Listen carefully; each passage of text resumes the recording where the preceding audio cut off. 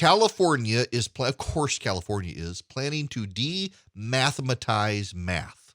Yeah, let me read that to you again. They're planning to demathematize math. The spotlight is once again on the state of California and its proposed new mathematics framework for grades K through 12. The proposed framework would demathematize math and encourage the use of a trauma-informed pedagogy.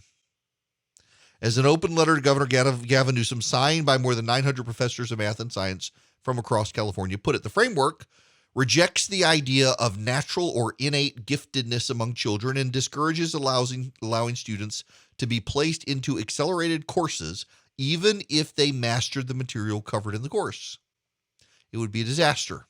In other words, in California, they want to do what New York has tried to do and what other states have tried to do, and that is eliminate gifted programs and eliminate the needs for kids to understand basic reading, writing, and arithmetic. Remember years ago when they tried to make Ebonics a thing and that it was just black grammar? That let's not teach these kids good grammar. We'll call it white grammar, and they can have their bad grammar so that they cannot function at a high level in society. But we'll tell them it's okay. What's going on here? And you need to really understand this. What's really happening right now in education in America is the white progressives who have dominated and controlled it have failed. They cannot admit their failures. So what they will now do is claim that it's the system itself that's a failure, and they're going to move on to make it equitable. It's very much like the Biden administration and COVID. They can't admit we're never going to get rid of COVID and just land the plane on a different runway. So we got to still keep masks and vaccine mandates and everything else because they can't admit they failed.